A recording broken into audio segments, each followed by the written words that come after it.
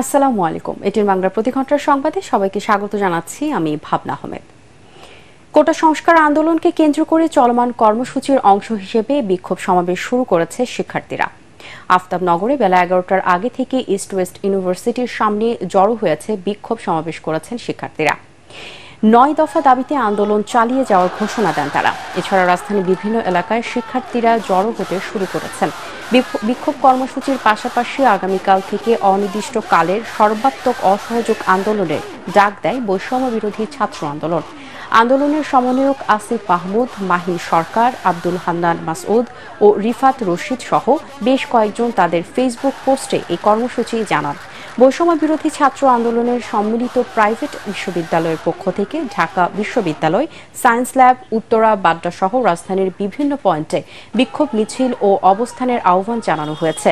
এদিকে বৈষম্য বিরোধী ছাত্র আন্দোলনে চালানো গণহত্যার বিচার, দায়ীদের পদত্যাগ এবং গ্রেপ্তারকৃতদের মুক্তির দাবিতে সারা দেশে আন্দোলনরত শিক্ষার্থী প্রতিনিধিদের নিয়ে 158 সদস্যের সমন্বয়ক টিম গঠন করা হয়েছে।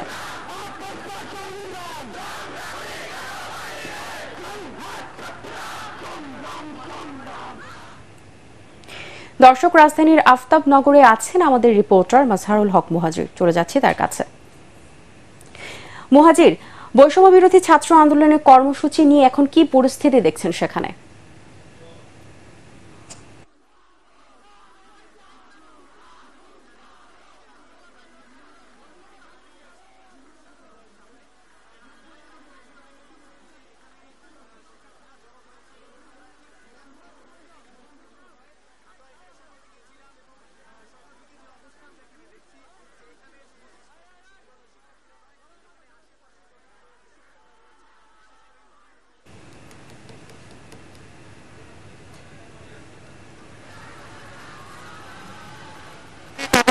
যে 9 দফা দাবি আছে, সেই 9 দফা দাবিতে তারা এই আন্দোলন চালিয়ে যাবে যতদিন পর্যন্ত নির্বাহী আদেশ না আসবে। এখন পর্যন্ত তাদের যে দাবি আছে সেটা পূরণ না হবে, তাদের এই আন্দোলন আসলে চলতেই থাকবে, এমনটাই আমাদের জানিয়েছেন। এর আগে আমরা আসলে এই আন্দোলনে অনেক অভিভাবকদের দেখতে পেরেছি যারা আসলে এখানে অংশগ্রহণ করেছেন। আমরা বীর মুক্তিযোদ্ধাদের দেখেছি যারা এখানে অংশগ্রহণ করেছেন। আমরা বলতে পারি যে এই ইস্ট ওয়েস্ট বিশ্ববিদ্যালয়ের সামনে অর্থাৎ এই আফতাবনগর এলাকায় কিন্তু এখন সব শ্রেণী পেশার মানুষের একটা উপস্থিতি আমরা লক্ষ্য করেছি। এবং একই সাথে আপনাকে যদি বলি যে ওই আফতাবনগর গেটের সামনে এখানে আইন শৃঙ্খলা বাহিনীর একটা উপস্থিতি আমরা দেখেছি এবং বলতে পারি যে এটা একটা শান্তশিষ্ট পরিবেশী আন্দোলনটা এখন পর্যন্ত হচ্ছে। আইন শৃঙ্খলা বাহিনীর পক্ষ থেকেও আসলে নিরাপত্তা জোর করা হয়েছে এবং সেখানে যে বাড্ডা এলাকার যে সার্বিক সড়ক পরিস্থিতি, সেদিকে কিন্তু সড়কের অবস্থা কিন্তু যান চলাচল স্বাভাবিক রয়েছে। শুধুমাত্র তারা এই ইস্ট ওয়েস্ট বিশ্ববিদ্যালয়ের সামনে এখন অবস্থান করছেন, তাদের বিক্ষোভ মিছিল করছে এই মাথা থেকে ওই মাথা এবং 3টা পর্যন্ত তারা আসলে এখানে থাকবেন বলে আমাদেরকে জানিয়েছেন। এই ছিল আমার কাছে এখন পর্যন্ত ইস্ট ওয়েস্ট বিশ্ববিদ্যালয় থেকে সবশেষ পরিস্থিতি। মুহাজির, আপনাকে ধন্যবাদ। এদিকে ঢাকা বিশ্ববিদ্যালয়ে অপরাজেয় বাংলার পাদদেশে মানববন্ধন করছেন সরকার সমর্থিত নীল দলের শিক্ষকরা। এ সময় মুক্তিযোদ্ধা বিরোধী একটি দল দেশকে অস্থিতিশীল করছে বলে অভিযোগ করেছেন বিশ্ববিদ্যালয়ের সাবেক উপাচার্য অধ্যাপক ডক্টর আখতারুজ্জামান। দ্রুততম সময়ের মধ্যে ঢাকা বিশ্ববিদ্যালয় খুলে দেওয়ার দাবি জানিয়ে তিনি বলেন, সংকট নিরসনে জাতীয় সংলাপ প্রয়োজন। শিক্ষার সুষ্ঠু পরিবেশ ফিরিয়ে আনারও তাগিদ দেন শিক্ষক নেতারা।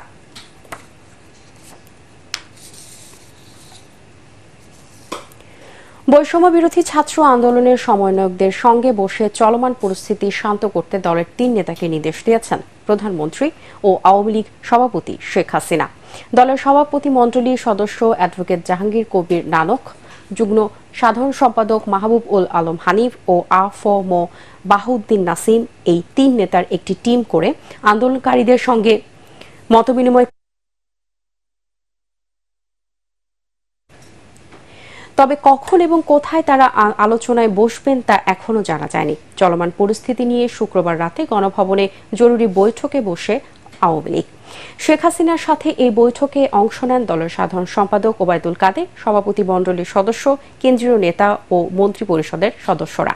আলোচনায় দায়িত্বপ্রাপ্তদের সাথে 14 দলীয় জোটের সিনিয়র নেতাদের যুক্ত করার নির্দেশ দেন প্রধানমন্ত্রী শেখ হাসিনা। কোটা আন্দোলনকে কেন্দ্র করে দেশ জুড়ে চলমান পরিস্থিতি ও ইন্টারনেট সেবা ব্যাহত হওয়ায় দায় নিজের কাঁধে নিয়ে প্রকাশ্যে ক্ষমা চেয়েছেন ডাক, টেলিযোগাযোগ ও তথ্য প্রযুক্তি প্রতিমন্ত্রী জুনায়েদ আহমেদ পলক। শুক্রবার বিকেলে নাটোরের সিংড়ায় নিজ বাসভবনে উপজেলা শোক দিবস আলোচনা সভায় কথা বলেন তিনি। তরুণ প্রজন্মের কাছে যদি তার কোনো ভুল হয়ে থাকে সেজন্য তিনি প্রকাশ্যে ক্ষমা চান বলে এ সভায় জানান।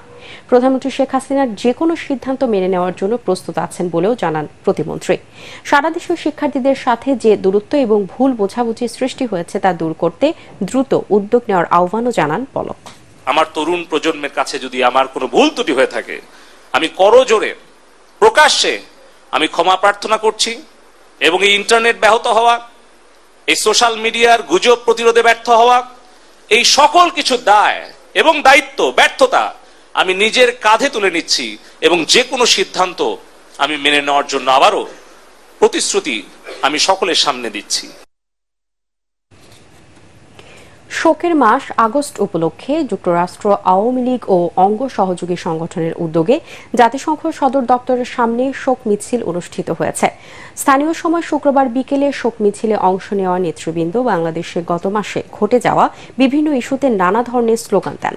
সংগঠনের সাধারণ সম্পাদক আব্দুস সামাদ আজাদের সঞ্চালনায় অনুষ্ঠানে সভাপতির বক্তব্য দেন ডক্টর সিদ্দিকুর রহমান।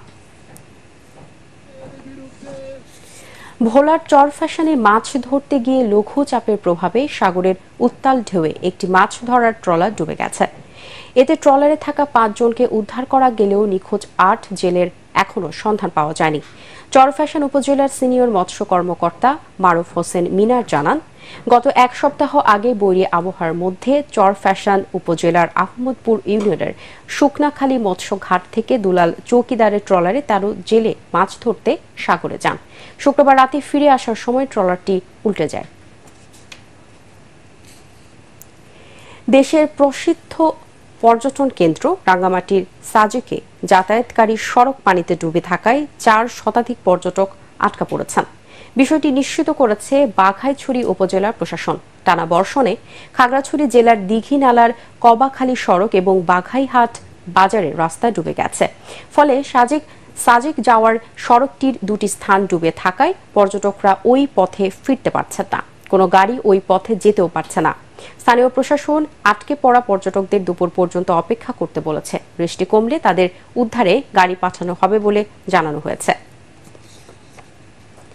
টানা 2 দিনের ভারী বৃষ্টি ও ভারতের উজান থেকে নেমে আসা পাহাড়ি ঢলে ফেনীর মুহুরী, কহুয়া ও সিলোনিয়া নদীর পানি বিপদসীমার 165 সেন্টিমিটার উপর দিয়ে প্রবাহিত হচ্ছে।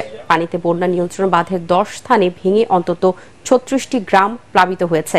এসব গ্রামের প্রায় 40,000 মানুষ পানিবন্দী রয়েছে। সকাল থেকেই ফেনী পরশুরাম আঞ্চলিক মহাসড়কে যান চলাচল বন্ধ হওয়ায় চরম দুর্ভোগে পড়েছে 2 উপজেলার হাজার হাজার মানুষ। পরবর্তী সংবাদ দেখার আমন্ত্রণ জানিয়ে এখনকার মতো শেষ করছি। এটিএন বাংলার সংবাদ ইউটিউবে দেখতে ব্রাউজ করুন youtube/এটিএন বাংলা নিউজ। ধন্যবাদ সবাইকে।